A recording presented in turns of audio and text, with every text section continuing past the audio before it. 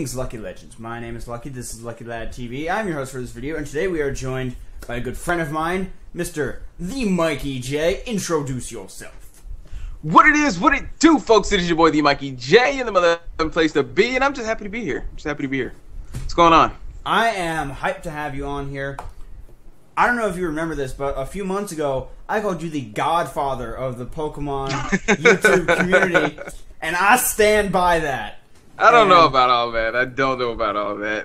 I'm still a rookie. I give you Mountain Kalos, and to you, my son, I give Western Kalos.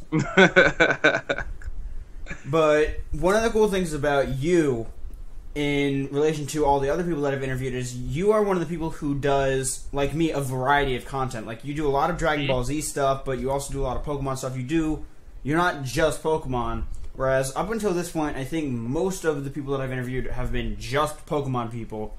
And people kept asking me in the comment section, why don't you just call this an interview with a PokeTuber? And I'm like, because they're not all going to be PokeTubers. Just, you know. But that's the community that we're in, and we're comfortable with other people in that community. But, you know, people branch out. It's not... Right. And a part of branching out is definitely because I see that if you really want to be successful on YouTube, you can't just do Pokemon. You can't, because, say for instance, you know, PewDiePie, for example, he can't just do Five Nights at Freddy's. He can't just do Flappy Bird and be so successful into, you know, from what he has grown to right now. So branching out is definitely a thing, because like damn near, you know, Jay-Witz, he had to branch out. Even if he stayed in the Nintendo realm, he still had to branch out to hit that 1 million subscriber mark. So branching out is not always a bad thing. It's just it's looking for that next step, and that's pretty much what YouTube is about. You can't just basically, the point I'm trying to drive home is you can't stay in one niche. You cannot. You have to branch out. Well, like a really good friend of yours, The King Nappy, he branched out onto his second channel, and people think, oh, the only people that go to his second channel are people from his first channel. And it's actually, it's not like that. It's probably the other way around. He probably gets people from the second channel that go over to his first channel. Exactly. And, like, I don't know if you saw his Chariot Wars Let's Play, but that shit was hilarious. No, honestly, these days I don't have a lot of time to look at other YouTubers. I'm gonna be that guy that likes and leaves, but I really don't have a lot of time. But I mean, no, I know exactly what you're talking about, because one of the things that, like Shady Penguin, one of the things that he says is he maybe gets to watch like one video a day. Right, and when I hear that, I'm like, I could never do that, because there are so many people that I watch every day. I watch you every day. I watch Nappy every day. I watch Shady every day. I watch Nips every day. I watch A-Drive every day. There are so many people that I watch every single day. And if somebody says, yeah, you can only watch one video, I'd be like, no. Not at all. Not at all. But the point that I was getting at like 5 minutes ago before I went off track is you really manage yourself well in terms of how you branch out, because you do it very strategically. Yes. You don't just say, oh, by the way, here's this. You're like, I'm going to be doing this. Pay attention. You might like it. If you don't, that's fine. But but it's going to be here. And that's one of the things that, the way that my channel works is that I like to model myself after other YouTubers, and then just put my own personal flair, my own personal spin on it. And you are definitely one of the inspirations in terms of how you conduct your channel. Because you're very straightforward, you're very direct, you don't leave anything to the imagination. You say, this is what it is, this is where it's going. And I think the best example of that is when you got all those copyright strikes on your first channel, and you immediately bounced back. You said, hey, this is what happened, there's nothing I can do about it, here's the new channel, show up for the support. And I'm like, for me, that was such a beautiful thing to watch, because you're like, I'm not going to let this get me down. It sucks. It happened. Let's move forward. Exactly. And that's honestly, that's what I live by. I can't, I've always been a person who lives in reality. Being ironic that we play video games all day, but yeah. I live in reality. I never live in the woulda, shoulda, couldas, because there's literally nothing that you can do about it. So, and if you guys don't know, for the people who are watching this, I'm a very inspirational, motivational type person. I love giving advice. I love, just making somebody's day just a little bit better through, whatever I can give them. So, I live like I want to be. I live like I say, reality. Reality is a very, very special thing to me because it's all that you have.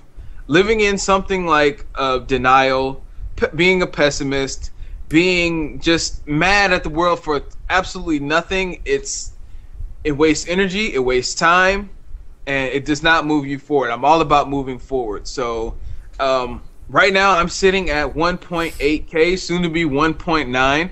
That's okay. First of all, soon to be 2K. Soon to be 2K. Because I'm sending all of the Lucky Legends your way. If you're watching this video, there's going to be an annotation on the screen with a link in it. Click on that link. It'll bring you to TheeMikeyJ's channel, and it will say confirm your subscription. Click that yes button and subscribe to my man, TheeMikeyJ. He deserves every little bit of support. But yeah, I was sitting at about 3.1 thousand subscribers on my old channel, which I did get back. I'm currently not using it, but for some reason, people just keep subscribing to that channel. Come September, I'll probably do something with it. That's when my my contract ends on that channel. So I'll probably be doing something else with it. I don't know what just yet, but probably expect an announcement come along August or early September. But as far as the new channel is concerned, I mix it up a lot on that channel, so it's great, and I'm loving the growth. I'm loving the growth. One of the words that you mentioned that's kind of like a nice launching point is you said contract, and not yesterday. We're recording this on Friday. On my channel, I don't believe in the fourth wall. I think it's kind of pointless because people will figure it out eventually. Plus, I always end up tripping over myself saying this is going up on so and so, and then it doesn't. Right.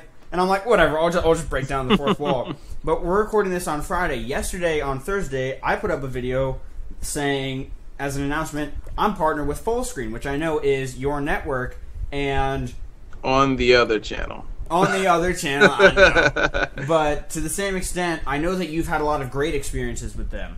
I have great experiences, but I've also had bad experiences. Yep. One of the things that a lot of people tell me is that it's good for right when you start out. And then you branch off to another one. And for me, I'm just like, this isn't my job, and I know for you, this isn't your job. Right. It's one of the best hobbies that I think a person can have, and if you can make like $20 a month or something off of it, why not? Exactly. Because guess what? You can only go up with YouTube. You can only go up. So say you get $20 this month, you get $20 next month. You're steady growing your channel. And where you're at, it is the best time because guess what? You can do anything you want without fail. You can do anything you want without fail. Like, say for instance, on Nappy's channel. That's what he does for a living right now. This is exactly what he does for a living right now. So if he slips up on a Let's Play that doesn't do well, he doesn't eat for that month. And with you being your size, with me being my size, we can literally do anything we want without having to worry about it. We don't have to be we don't have to stress over our channels as much as people, everybody's on Twitter, oh, my channel's dead, They don't have to worry about that. Really, when you get to a point you're freaking out about it, that means that your channel's not actually dead and you're freaking out for no reason. Exactly. When you get to a point where you can look at your statistics, you can look at your bank account, you can look at your views and all that kind of stuff and say, this is where I'm at, this is what I want to do. This is this is it. This is the dream. Now from there, you have to look at it like, okay, now I'm living the dream. I need to take, what can I do to take that next step? And that's when you have to start worrying about your channel. So, I mean, for people who are sitting at 100, 200, 1,000, 3,000, 4,000, even 5,000, 6,000 subscribers, it's not time yet. No. It is not time yet. Well, I mean, like, Game Boy Luke, he still has another job, and he's at, like, 75K. Right. And I'm like, if his channel up and died all of a sudden, guess what? He's still making money because he has another job. Right. You can't support yourself solely off of YouTube unless you know you have a consistently supportive fan base. Yep. Because if you don't have that and you're just kind of winging it, then you're going to trip up at some point. And that works both ways, because I talk to Nappy a lot. So yeah. He lets me know, you know, the ins and outs of, you know, the YouTube business and what personally what he does. And it's like, you're not going to make as much as you think you're going to make until you hit at least where Luke is at right now, 75K. That's when money starts getting comfortable. If we want to talk about the business aspect of YouTube, that's when things start getting comfortable. So as far as quitting your job and doing stuff like that, until you get to that upper echelon of the 75Ks, the 80Ks, 100Ks, then that's where you start to look. You have to take a step back and look at your life and see where you're going with this little hobby that we call YouTube. Well, because like if you look at the Heated Mo, another person in our community, hold on 1 second. No problem. What's up, baby? Not right now. Okay. Hey, you want to be on YouTube? The little ones. The little ones. No, but like the Heated Mo, he's stopped going to university to pursue YouTube full time. But the thing that he had is he had his parents that he can live with, and that's sort of the difference there. If he didn't have that sort of safety net, I don't think he would have been able to do it. Because no, not at all. Because I mean, bills are a thing. Bills are real. Yeah. I know. I live with my parents at the moment, but to the same extent, I know all about it because I don't live with them for free. Like, I pay all of my own bills, which is why I have a job. If I didn't have to pay my own bills, then I would do this all fucking day. Yep. But I have bills to pay, so I work a minimum wage job, and I work like 30 hours a week. It's not that much, but to the same extent, that's 30 hours a week that I'm not spending doing this. Exactly. And for you, I'm pretty sure you have a full-time job. It's full-time, semi. It's complicated right now, well, but you probably work about 50 hours a week. Yeah, the thing that with my job is I don't get paid by the hour. I'm a contractor, so I get paid by the day. So no matter how long I'm out, and my days are pretty long when I do work. No matter how long I'm out, I still get the same pay. So whenever I go into work, I know that I'm getting this amount of money for however long that I'm going to be there. So I try to make the fastest of my days. So whereas for me, when you're getting an hourly wage, you stretch that shit out. Yeah. Because you're like, oh, I'm making like $8 an hour. I'm gonna make this last 10 hours. Exactly. Whereas for you, if you make, I know this isn't the actual figure. Let's say you make $100 for one job. You want to get that thing done as soon as possible, so as you can go quickly on to the next as job. possible. Not even that. It's just like when I go out for a day, I'm done for the day. You know, and that's my ceiling is my ceiling. So I can't go over. I can't go under. So I get a job for the day. I do the job and I'm done. And it's always the same pay every time. Yeah. But, you know, the good thing about that is that it's consistent, which means that you have the time, you have the energy to maintain your channel, because there's soon to be 2,000 people that are saying, I can't wait to see what TheeMikeyJ is doing today. Oh, man, they're already saying it literally because of what I'm doing right now. It's this right, the Let's Play that I'm doing right now, Pokemon Neo Y, it's literally my launching point. I'm coining it right now that this ROM hack for the 3DS is my launching point on my channel because it's so different, because it's something nobody's ever seen before. So when you announced it, I'm like, wait, is that the new Pokemon game? and then I'm like, oh shit, that's a ROM hack? It's a I close had no second. idea. It's a close second, but it's extremely different for the people who don't know what it is, who haven't seen, who doesn't, take into account, ROM hacks or anything like that, who don't watch ROM hack Let's Plays. It is very, very different from anything that you've ever seen through X and Y. It's everything has been like flipped. Everything has just been flipped on its head.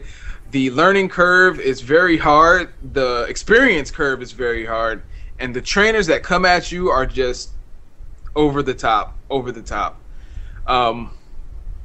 It's definitely probably one of the funnest experiences I've ever had with the 6th generation Pokemon game. So I'm looking forward to more ROM hacks in the future, as far as Omega Ruby and Alpha Sapphire, and what they can honestly do again with X and Y, because X and Y has so much potential. They can unlock so many things, even with the ROM hack through X and Y. So I'm looking forward to it.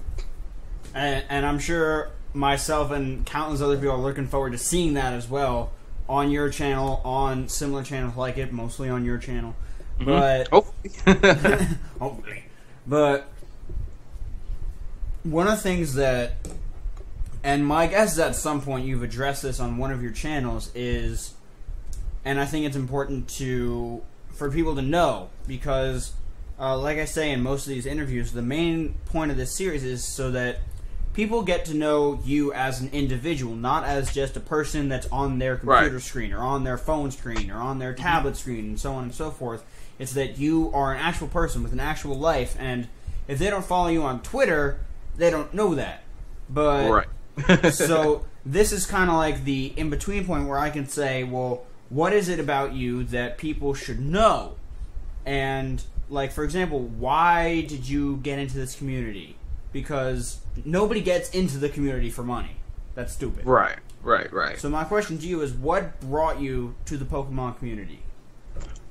This goes all the way back to where Nappy started.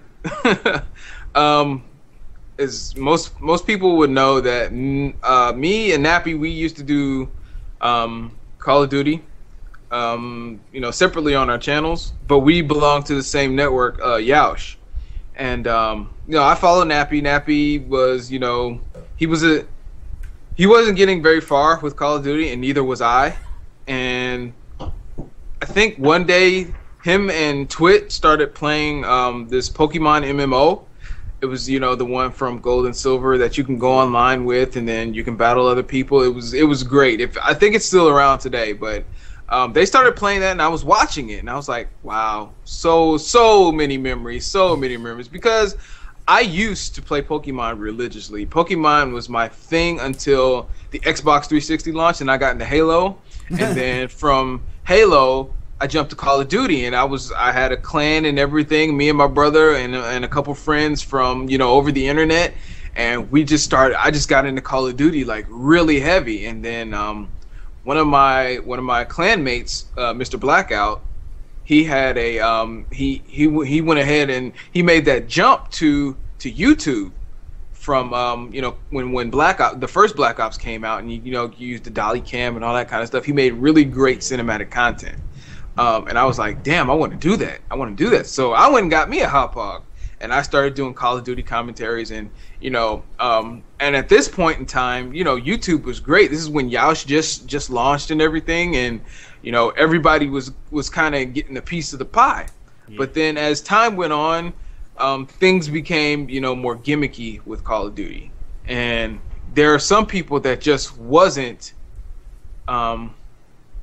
like myself, they just wasn't gonna, do the gimmick stuff. And honestly, that doesn't grow your channel. People love a gimmick, and that's not something I was willing to do with Call of Duty, because Call of Duty isn't all that diverse. you really have to think hard to come up with something original for Call of Duty. So, I'm just thinking about the Nutshot video. And I'm like, oh, if they had that in Call of Duty. Yeah, that was something fun because I knew that was a thing, and and it's a very hard shot to get. I love how you're like, I gotta hit him in the nuts. I'm hunting for this nut shot. Right. And I'm like, what the fuck does he mean he's hunting for a nut shot? And then they do the X-ray shot, and I'm like, oh god! It's the nut shot. It's extremely rare. But how I got into Pokemon was like I seen Nappy just freaking exploded with Pokemon content, and it was just. You know, he did his networking. You know, he had Cuddles. He had Cuddle on. He was networking with. He did his rap with Shofu, and I mean, his channel just exploded, and I was like, damn. And I was reading the tweets. I would go down his timeline, and I would I would follow the people that he followed because it just seemed like the Pokemon community was such a really good community to not only one get to know people, two but to grow, and like that has been proven like over and over again. So well, I mean, the way that I like to explain that is at the time I had less than 100 subs, and I interviewed Glitch City, who has over 100,000 subs. Mm-hmm. I don't think there's another community where somebody would be like, all right, yeah, sure, let's do it. Exactly. You would never in a million years would you find that in the Call of Duty community. Never, ever. Unless you know somebody personally, you know what I'm saying? And to me that is amazing. It's like I can just follow these people on Twitter and they talk back. It's like you don't. 9 times out of 10, you won't get ignored by somebody from the Pokemon community, other than any other community. It's extremely welcoming to know that there are people who are people on the internet. If you get what I'm saying, they're not just soldiers. They're actual. Right. They're people. They're trainers, but they're people. They're real people. Right. That's the thing about this community is that it really is like a big family. Yeah, you have problems with some of them, but you work that shit out and you're friends. Yep. It's not like you have a tiff with them one time and then you never talk to them again. Exactly. That's not something you're going to find in this community, because one of the things that I try to explain it is that Pokemon is a game for children. And whenever you play it, a little bit of your childlike enthusiasm comes out. Mm-hmm. And that childlike enthusiasm, when you're a kid, you don't make lifelong enemies when you're a kid. You don't. And that's kind of like how it is here, is that you're not going to permanently hate somebody because you're revolving around this childlike enthusiasm. So you don't develop that sort of animosity. Exactly. And that's a great analogy. I never thought about it like that, though. That is great. Well, that was the thing for me, is because I'm only 19, so like for me 3 years ago Pokemon was still technically like in my age range. Mm-hmm. But whenever I'd play it, I just have this big goofy smile on my face. Right, it legitimately gets you excited. I don't know what it is. It just gets you excited for the next thing. It gets you excited for the next evolution. So like when you're training, it's coming, you know what I'm saying? Yeah. You get that much more excited for it, and that's the magic of fucking Pokemon. Yeah, like when I was talking to A-Drive, because A-Drive was really big in the Call of Duty community, mm-hmm. and now he's really big in the Pokemon community, and one of the things that he was explaining to me is that there's no mutual love and mutual support in the Call of Duty community. It's very cutthroat. It's very either I win or you win. Mm-hmm. There's no we can both win in that community.